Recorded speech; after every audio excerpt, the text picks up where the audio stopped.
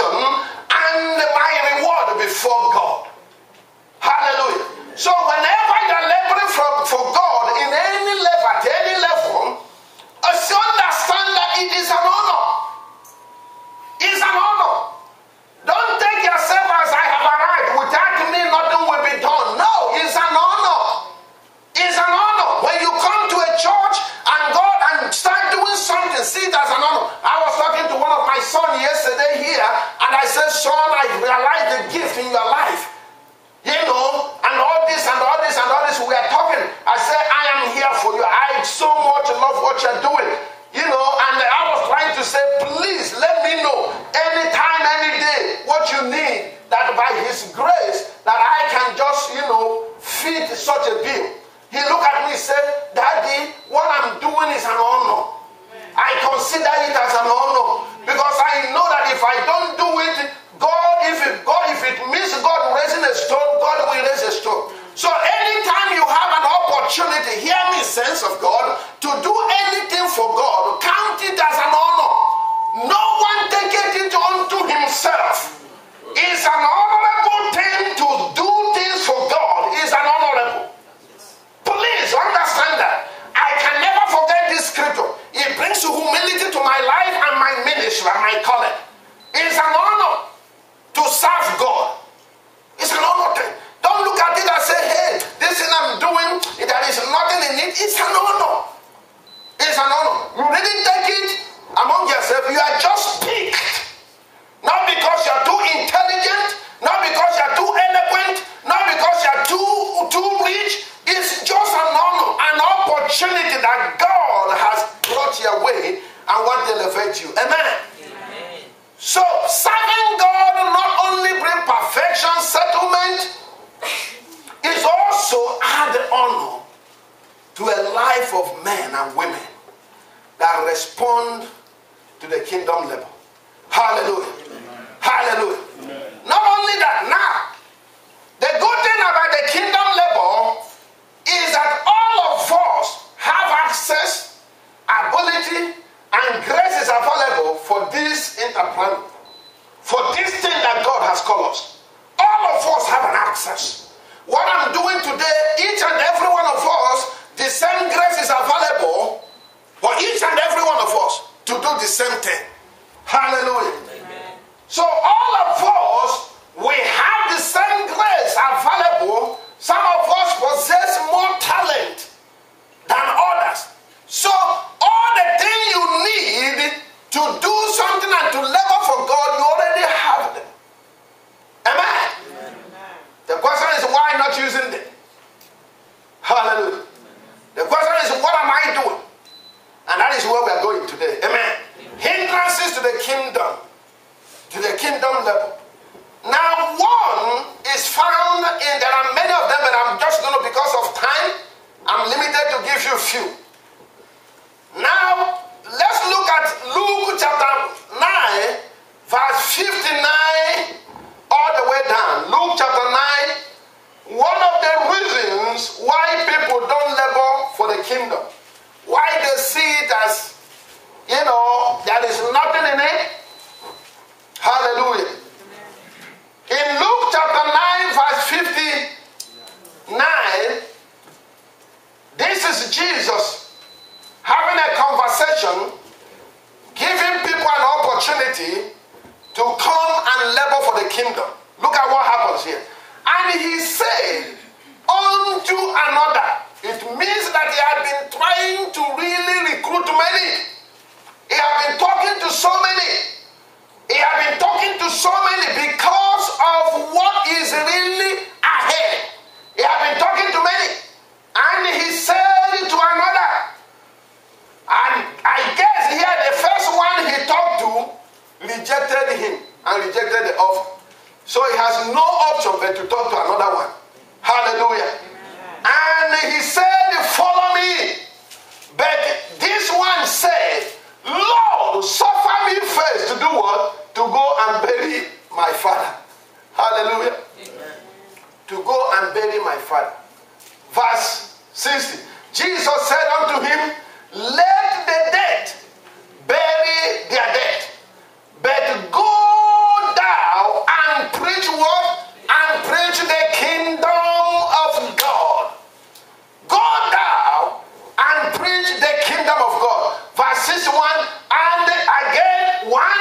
one also rejected the offer.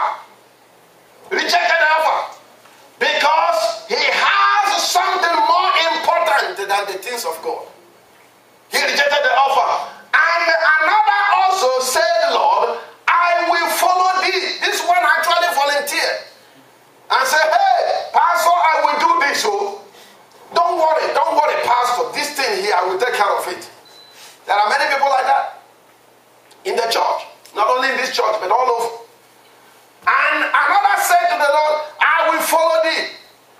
But let me first go bid them free will, which are at home, at my house. And look at the response of Jesus Christ, verse 62. Look at what Jesus said.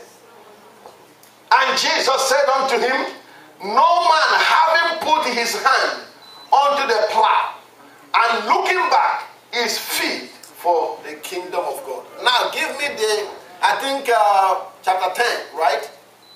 That ends chapter 9. But look at chapter 10. Then after all these things, the Lord appointed what? Other 70 also. He was looking for many, but he could only hold 70. And said to them, and send them 2 and 2 before his face into every city and every place wherewith he himself would come. Then give me 2. That's a familiar scripture that we quote as a result of what the scripture comes. Therefore said he unto them, the harvest is what? The harvest is what? Truly great, but what? The laborers are what? Pray that the Father of the harvest may send forth the laborers into his kingdom. Let me give you the secret of fulfilling divine destiny. The secret to how God operates. When he wants to do something, and he wants to follow in this line of change. The Bible said that God is the beginning and the end. I wish I have something to describe it. In the world, there is what you call the means justify the end. Have you heard that statement? Yes, sir. The means justify the end. It literally means that what you are doing, the effort you are exercising, the things that you are doing ultimately will result into something positive or negative. That is what that statement means. That if I go to school and I obtain a degree, it will land me to a good job. How many of you believe with me that sometimes in some cases it's not the truth? Because that is the world, how the world thinks. Now this is how God thinks. In God's kingdom, and if you really want to achieve greatness, the end must justify the means. God walks from backwards. God walks from the front into backwards. I have a background in computer science. That's what I studied. And when you are doing computer science, the program the basic thing you do is programming and designing systems. That's what you do. Now, when we design systems, there is what we call prototypes. Prototypes is not actually the system, but it is just a picture of what that system will be when you develop it. Now, the programmers, when they are working and when they are developing systems, they have the same thinking pattern with God. You don't design a system without knowing what that system will do. First of all, you know exactly what the system will do. And before you start developing the system. Hallelujah. So the end justifies the means. Hallelujah. That is the secret to realizing vision. You walk from what you know that this is how this thing is going to be. And then you begin to do what you want to do. And what that will mean, what that will do is it will help you begin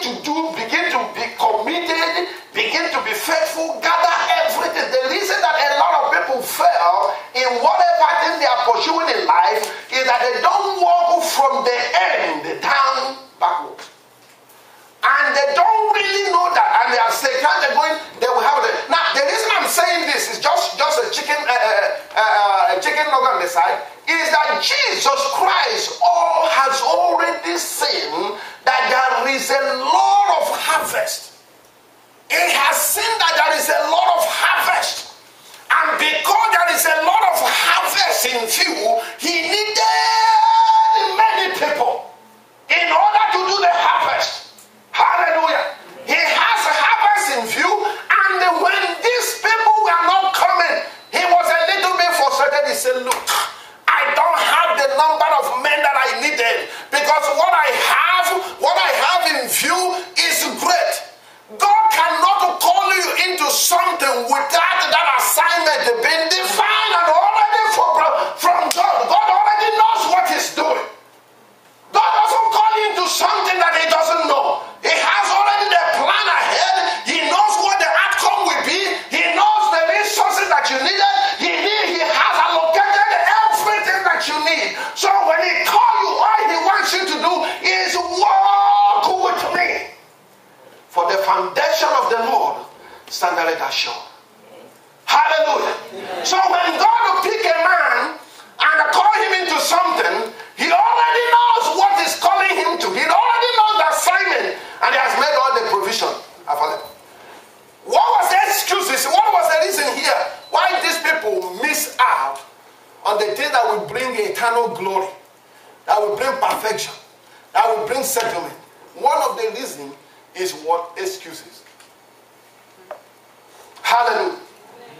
Excuses is number one thing that hinders people from laboring for God, from being committed to the things of God, for being available for God. Excuses.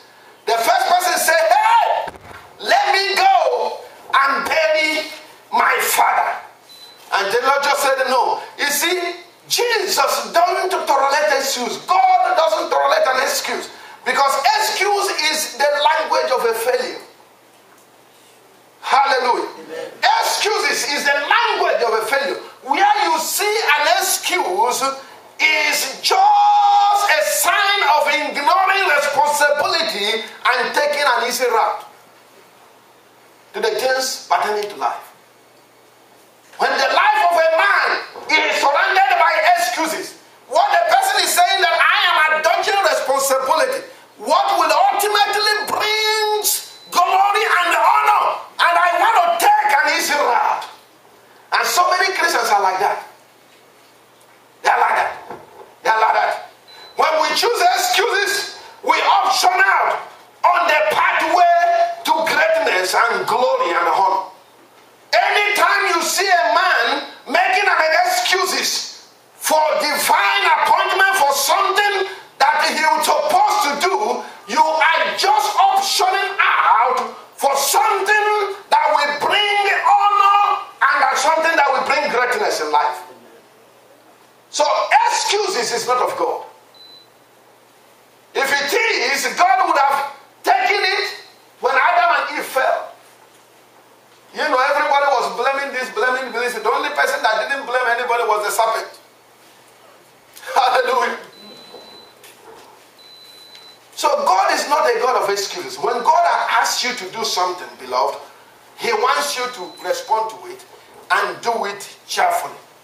It is a way that we choose over the important things and more rewarding over the things that are not necessary and that will not bring fulfillment and destiny to our lives.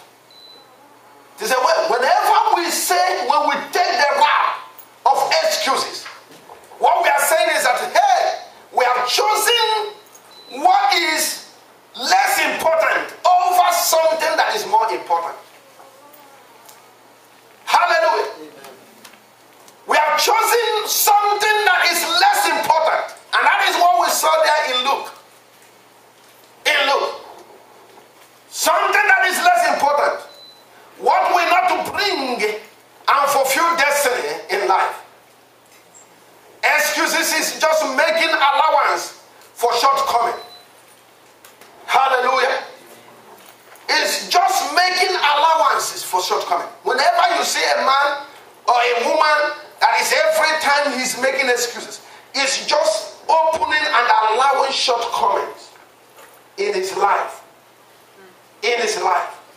Validating things that is supposed not to be over things that are supposed to be.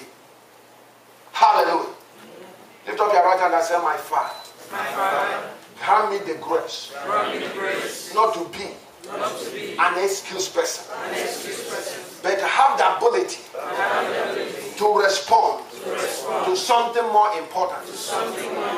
Hallelujah. Very important.